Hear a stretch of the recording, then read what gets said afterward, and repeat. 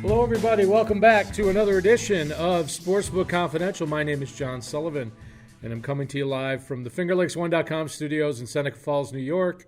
And this little show here is to help you learn and grow as a sports bettor. And we're continuing our series as we enter August on the NFL, previewing the teams and their futures odds. And we're going to talk about the AFC North today. Some heavy favorites in the betting to win the Super Bowl odds there. And, of course, I'll do my Friday night Major League Baseball picks for you. We got 13 games on the schedule, and my model is cranked out which teams are expected to be favored, and we'll see what the odds say there. And we're going to do Week 8 in the CFL, and I continue to have a horrible year in the CFL. So there's 2 games left for the weekend, and we're going to talk about those, and I like both of those games. So before we get into the NFL, let's do what we always do and update our bankroll. And as you can see, the sportsbooks giveth and the sportsbooks taketh away. After a 4-1 week last week, I reversed that and went 1-4. We had a couple of close losses in baseball. We had the Red Sox winning with Andrew Kashner as a plus $28 to the bankroll. Then the Astros lost on a late home run by Paul Goldschmidt, and that was minus $25 to the bankroll. We had the Twins over, and that missed by 2 runs, minus 25 on the bankroll there. And then we had the Tiger Cats over, and unfortunately, Jeremiah Masoli got hurt. He was one of the best quarterbacks in the CFL, and their backup is not anywhere near as good as he is, and they've struggled to score points ever since. And we bet on the BC Lions for about the 3rd or 4th time this year, and they have refused to give us anything. Minus $25 on the bankroll there. So if you do the math, I believe it is $72 loss on the week there. So that brings our bankroll to $668. And because we are selective sports bettors and we choose our bets carefully, we're going to divide by 30, and our bet size this week is going to be $22 going forward. A little disappointing. We had a high water mark for the calendar year at $740, and I'd still like to get over $750 before we start the NFL. We have our first anniversary show. So if we make it that far, I hope we do.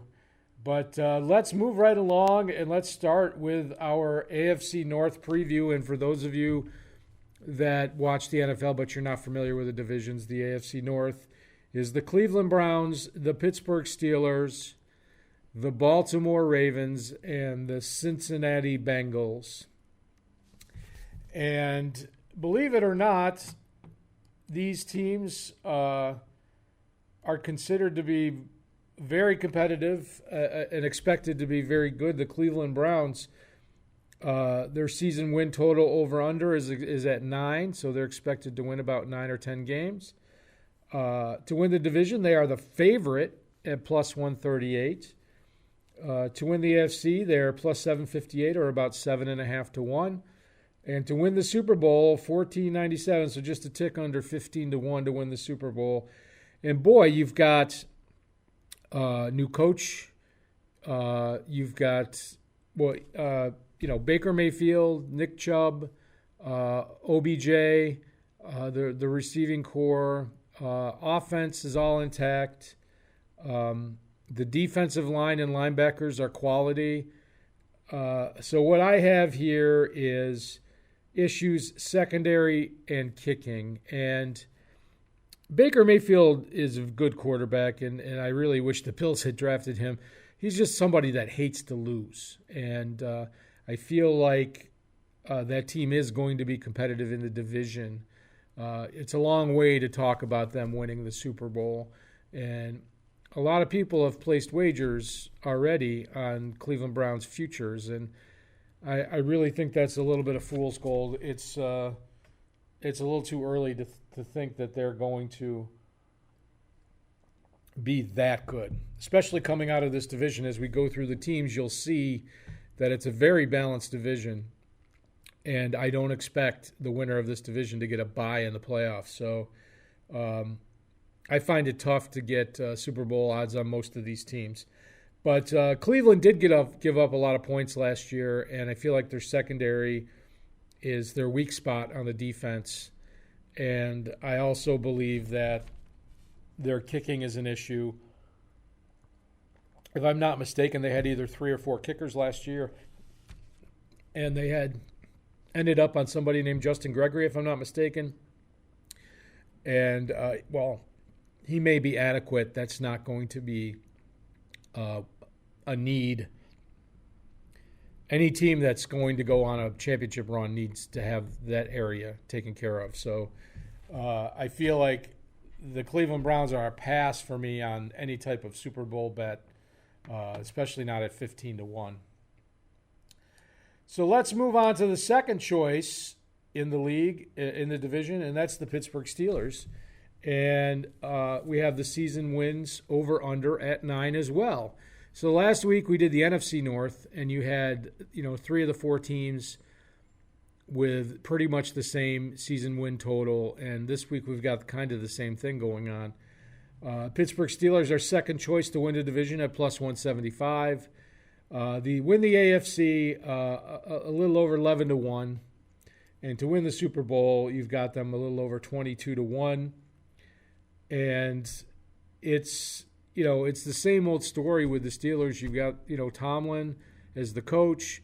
You've got Roethlisberger as the quarterback. You've got the running game with James Conner. I feel like that their running game is kind of plug and play. Not just any back off the street, but, a certain type of back will fit with them. The Patriots have proven it can be done. They've gone through how many backs in the last 10 years. And then you have the receivers. And you've got Juju Schuster, great receiver. Dante Moncrief, good receiver. Vance McDonald, tight end. And then you've got not much. So receiver depth is a real issue for me. If one of those top 2 guys gets hurt, it's going to be very difficult for the Steelers to play from behind, be a team that can score points quickly. They're going to want to become a scrimmage control clock team. They're going to have to move the sticks with they're going to have to hope for a lot of defensive pass interference penalties. So I feel like the Steelers with the odds here are very overrated, and I feel like this is a team that I'm definitely staying away from. Obviously, if Roethlisberger gets hurt, this team is going nowhere. And this team also gave up a lot of points last year. They had a lot of those 31-24 type of games. It's not your daddy's Dick LeBeau defense team here. It's going to be tough for pretty much any secondary this year, especially now that defensive pass interference can be challenged. But overall, I feel like the defense is lacking here with the Steelers. But I do expect them to be competitive within the division. But to expect them to go to a Super Bowl, I think, is reaching this year. And then we're going to move to a team that I think is kind of undervalued, is the Baltimore Ravens. And the over-under on the win total is 8.5, which puts them right with the other 2 teams. But they're the third choice to win the division at plus 274. To win the AFC, they're a little over 20-1. And to win the Super Bowl, they are almost 43-1. And those are actually pretty good odds for this team to win the Super Bowl. But a lot of things have to go right. This is the team, without question, that has the best defense in the division. And they may have the best defense in the AFC. I would think that if you were playing fantasy, that's a team that you would want for defense. But on offense, you've got Mark Ingram at running back. Kenneth Dixon's backing him up. You got Lamar Jackson at quarterback, and then you've got some wide receivers like Willie Snead and The other two escape me at the moment. You don't really have any proven quantity at tight end. So the passing game in general, you just don't know what to expect from Lamar Jackson. He does have a gun. His accuracy has been kind of a question, but a guy who knows how to win, that has been proven at both the college and pro level. And if he can stay healthy and the running game flourishes, the defense plays as expected, you got to like this team to maybe, sneak into a Super Bowl if Lamar Jackson gets healthy. They have RG3 and, the third string escapes me. But they do not have quality backups in Baltimore. So if anything happens to Lamar Jackson, you can wipe that slate clean and just wishful thinking. They've got a good kicker in Justin Tucker, but what kind of passing game can they put together, and who can they get as a solid backup to Lamar Jackson? Because he is going to be counted on to do so much, not just with the arm, but with the legs. But very interesting odds on the Ravens. And finally, we have the Cincinnati Bengals, or the Bungles, as some people like to call them. The season wins over-under at 6, and they've got very long odds. And if you stop and think about it, they're expected to win 6 games, and the other teams are expected to win 8 to 9 games. That's only 2 games out. Now, when we talk about their personnel, we're going to have a little bit of an issue with, taking a futures odd on the Bengals. But look at these odds. To win the division, 24.5 to 1. To win the AFC, 60 to 1. To win the Super Bowl, almost 177 to 1. But you've got a new coach with the Bengals. You've got Andy Dalton, who's a quality quarterback. You've got Joe Mixon and Giovanni Bernard in the backfield. Mixon's improved every year. Giovanni Bernard seems to be getting less and less touches as Mixon takes over. And then you have your wide receivers, A.J. Green, John Ross, and Tyler Eifert at tight end, who are all injured and could be injured for long periods of time. So you have very little in the receiving game on the roster right now. So it's going to be tough. I feel like, it's a passing league. And again, this is a situation where the team gets behind. It's going to be very difficult for it to come back. On the defensive side of the ball, the front 7 for the Bengals is actually quite good, in my opinion. I give them the secondary. You could probably argue the secondaries, needs work in most teams because they get exposed so badly on big plays. But the secondary here, Cincinnati gave up a lot of points last year. They had a lot of injuries. They weren't scoring a lot of points. Some of the games got out of hand, and you wonder how much effort was being put into the games in the later stages. Not only that, but the coach was fired, Mo Lewis, at the end of the year. So this team is not very far away from being competitive in this division, which gives you, you look at those odds, and boy, those are real juicy odds. But they are going to need 2 unknown commodities at wide receiver to step up and have a big year. So they had, they're going to need more weapons than what they had healthy. They had 3 good receivers healthy, and now they're going to need 3 quality NFL starting receivers to show up on this team. Otherwise, it's going to be a long season. So I don't know what I kind of like the, I would take maybe a Super Bowl shot on the Ravens at 43 to 1, 42 to 1. As long as they stay healthy.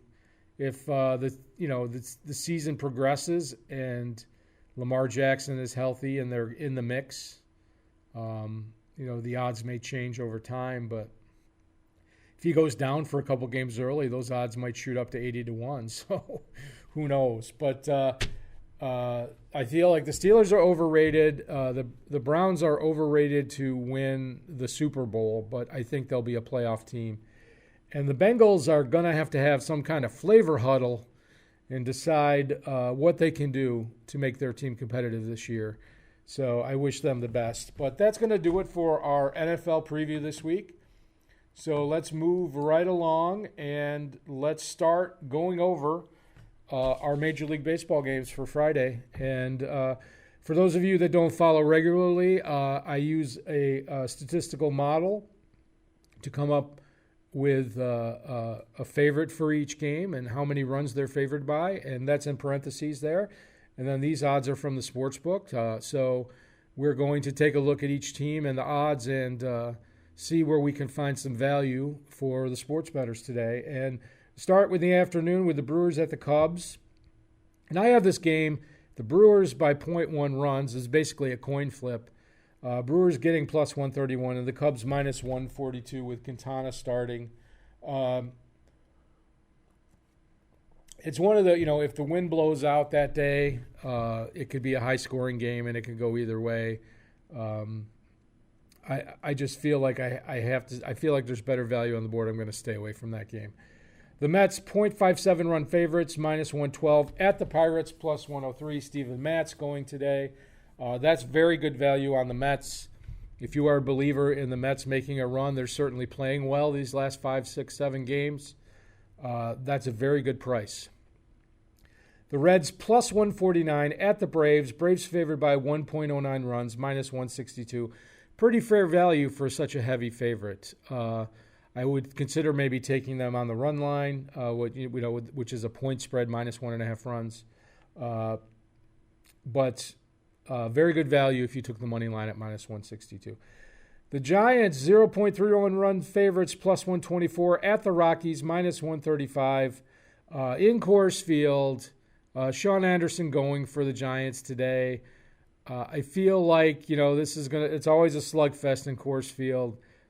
The Rockies just don't seem to have the pitching this year, so I really do like the Giants in this situation. The Nationals, 0.04 run favorites, plus 135 at the Diamondbacks, minus 146. There was a real nice article in the Auburn Citizen the other day about LeCastro for the Diamondbacks, he's an Auburn native. I think it's Tim LeCastro, who recently got to play in New York's in Yankee Stadium and hit his first home run there. Nice to see that a local boy doing good. The Nationals, I feel like, have the better offense here. It's a coin flip game, so in those circumstances, you would always take the better odds. Padres plus 147 at the Dodgers, 0.24 run favorites, minus 160. So the Dodgers are favored, but not heavily favored. That's good value on the Padres. I just think there's better value. There's better bets that line up for us today. The Dodgers have not been kind to me this year. I've bet them a lot, and they've let me down quite a bit. Red Sox, 0.13 run favorites, plus 124 at the Yankees, minus 134. Rodriguez going for the Red Sox, and James Paxton going for the Yankees. He has really struggled in Yankee Stadium.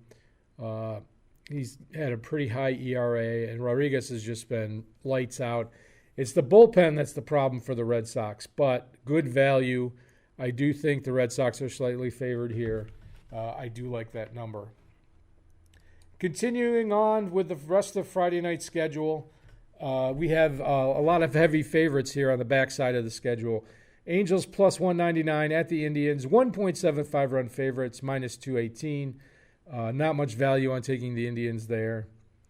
The Tigers plus 227 at the Rangers, 2.23 run favorites, minus 249. Again, I always say that if you get a team that has all its starters and you're getting plus 250, plus 300 in Major League Baseball, it's usually a good value bet. Even the worst team in the league is going to win 60 games in a season. Not enough on the Tigers there, but Lance Lynn going for the Rangers, and he's been real good in the last month or so. Mariners plus 247 at the Astros, 2.89, minus 272. And once again, here's the same scenario. You got a division game. The Astros, of course, have Verlander, and Garrett Cole, and they just traded for Zach Greinke. So those are their top 3 starters right now. Tough to beat that. Royals plus 202 at the Twins. 1.05 run favorites, minus 221. Again, very little value on taking the favorite there. I don't see a reason to take the Royals. Maybe the over in that game. Then we got the White Sox plus 172 at the Phillies, 1.92 run favorites, minus 187. Very good value for a 2-run favorite. Maybe take them on the run line, which is plus 101. That's quite a ballpark in Philly where there's a lot of runs scored. So maybe an over is in the future there. Blue Jays at Orioles. No official pitching matchups announced, so no line. I expect that game to be lined fairly even. I have Baltimore as a slight favorite in that game. So that's going to do it for baseball. There's only 13 games on the schedule tonight, and so we're going to go talk a little football with the Canadian Football League, and we're in Week 8 of 20, and 2 games left for the weekend. There were 2 last night. On Friday night, we've got the Ottawa Red Blacks at the Montreal Alouettes. Alouettes are 7-point favorites at home. 52.5 is the over-under. Now, the Alouettes were considered the worst team in the league. The team is in receivership. It's owned by the league.